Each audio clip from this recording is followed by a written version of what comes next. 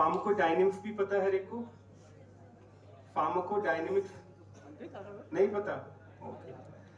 जो दवाएं हमारे ऊपर काम करती है उसका इफेक्ट जो आता है उसको फार्माकोडायनेमिक्स कहते हैं। काइनेटिक्स का मतलब होता है कि जब हम गोली को या किसी भी दवा को अपनी बॉडी के अंदर लेंगे और वो दवा किस तरीके से बॉडी के अंदर ट्रेवल करेगी, उसका एब्जॉर्प्शन होगा, डिस्ट्रीब्यूशन होगा, वो टूटेगी, मेटाबॉलिज्म होगा और बाहर बॉडी से कैसे निकलेगी, वो काइनेटिक्स कहलाता है।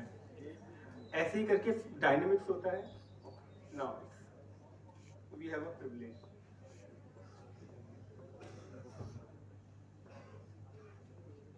We have already discussed this in a slide, that this is an actual definition which is provided by the WHO and which highlight the three things. One is it is a science and the activities which are related to detection, assessment, understanding and prevention of adverse effect or any drug related problem. So initially it was adverse effect only and thereafter any other drug related problem it was added.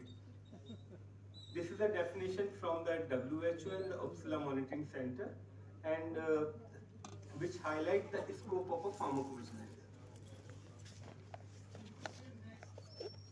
Next, why pharmacovigilance is important? सभी को पता होगा क्यों जरूरत है? कोई gas कर सकता है? 4th ईयर के स्टूडेंट कर पाएंगे। क्लिनिकल ट्रायल के बारे में सुना है सभी ने? कोविड के टाइम पे हुई थी क्या? कोविड के टाइम पे जो क्लिनिकल ट्रायल हुई थी वो एक बहुत छोटा सा हिस्सा है। यूजुअली ड्रग डेवलपमेंट को होते हुए 10 साल लग जाते हैं और क्लिनिकल ट्रायल उनमें से 7 से 8 साल ले लेता है। बट कोविड टाइम में इसको शॉर्ट किया गया और कोविड टाइम में जो क्लिनिकल ट्रायल्स हुई थी वो 6 महीने 8 महीने के अंदर कंप्लीट करके वैक्सीन को मार्केट में उतारा गया टू प्रोटेक्ट द सोसाइटी। जब क्लिनिकल ट्रायल हुई थी तो उसमें एक नैरो पेशेंट पॉपुलेशन थी। जैसे कि नैरो पेशेंट पॉपुलेशन कैसे करेंगे, सारे फर्स्ट ईयर के स्टूडेंट उनको हमने एनरोल कर लिया किसी भी है ना ट्रायल में या स्टडी में, और उनको हमने लेके कोई प्रोटीन शेक पिलाया, 3 महीने तक पिलाया और उसका इफेक्ट देखा क्या उनके अंदर मसल बिल्डअप हुई है क्या। हमें उसका आंसर पॉजिटिव मिला कि 90% लोग जो बी फॉर्म फर्स्ट ईयर में थे जिनकी एज 18 से 20 साल के बीच में थी, उनकी है ना मसल बिल्डअप होना शुरू हो गया है। तो क्या हो गया, नैरो सबसेट हो गया।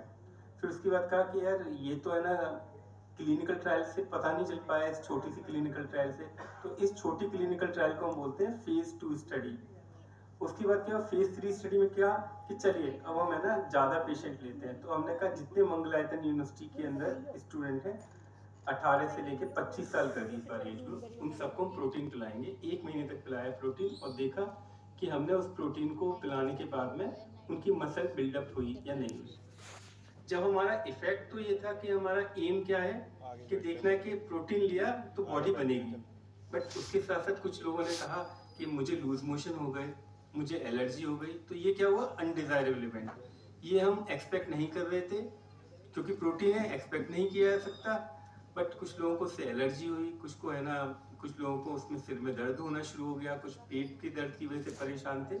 तो वो सब चीज़ें आई निकल के जब हमने बड़ी ट्रायल की फेज 3 स्टडी की। बट तो भी क्या हुआ, उसमें मंगलायतन यूनिवर्सिटी के कितने लोग थे, मुश्किल से 900 या 1000 लोग इंक्लूड थे। अब कहा कि यार क्या करें, फिर हमने कहा चलो ये है ना प्रोटीन काम तो करता है, इसको लेके गवर्नमेंट के पास गए और लेके हमने अप्रूव करा लिया।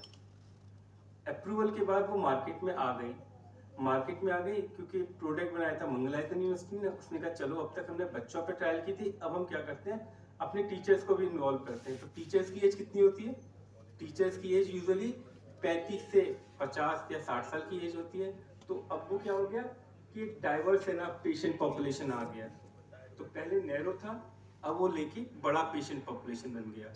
तो उसमें हमको पता चल पाया कि कुछ लोग ऐसे थे जिनके ऊपर मसल तो बिल्डअप हुआ, जिनका वेट लगातार गिर रहा था वो रुक गया, बट साथ साथ उनको कुछ और इवेंट है ना आने लग गए। वो है ना सिर्फ दवा उसको प्रोटीन को ले ही नहीं पाए, बल्कि उसकी वजह से उनको ये हेल्थ और डिटोरिएट हो गई। तो क्या होता है कि एक तो वल्नरेबल पॉपुलेशन जो है क्लिनिकल ट्रायल में नहीं होती है, और वाइडर टाइप के पेशेंट्स नहीं होते हैं, लाइक आपके चिल्ड्रंस नहीं होंगे, फीमेल्स नहीं होंगी, लैक्टेटिंग मदर नहीं होंगी, जीरियाटिक पॉपुलेशन नहीं होगी। पर जब हमने प्रोटीन को लेके अलीगढ़ में उतारा तो अलीगढ़ में कितने लोग हैं, अलीगढ़ की पॉपुलेशन कितनी होगी, कितनी है, 1 करोड़ 90 लाख 25 लाख 30 लाख 30 लाख लोगों में जब हमने उतारा तो हमें पता चला कि इस प्रोटीन को लेने से है ना करीब 50 लोगों को हाइपर सेंसिटिव रिएक्शन हुआ।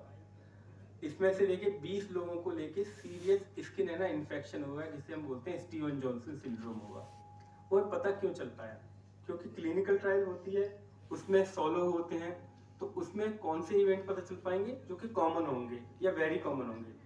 तो इसकी डेफिनेशन होती है वेरी कॉमन वो जो कि 1 in 10, अगर 10 लोगों में दिया 1 लोगों को इवेंट हो गया वेरी कॉमन। अगर 10 लोगों से 100 लोगों के बीच में कोई किसी को दवा दी और एक इवेंट आ गया तो कॉमन हो गया। इस तरीके से जो रेयर वाले इवेंट होते हैं, जो कि एक इवेंट निकलता है 10,000 लोगों में, वो इवेंट हमें तभी पता चल पाया जब हमने प्रोडक्ट का एक्सपोजर अलीगढ़ में करा दिया। मंगलायतन यूनिवर्सिटी में भी पता नहीं चल पाया, बी फार्म फर्स्ट ईयर में पता नहीं चल पाया, ना ही हमें स्टूडेंट में पता चल पाया। तो ऐसे इवेंट जो है वो आते हैं तब जबकि लार्ज एक्सपोजर होता है, और लार्ज एक्सपोजर तब हो पाता है जब प्रोडक्ट वास्तव में मार्केट में जाता है, and that's why there is a need to have a pharmacovigilance. Next slide please. आगे सबकी समझ में या कोई कंफ्यूजन था?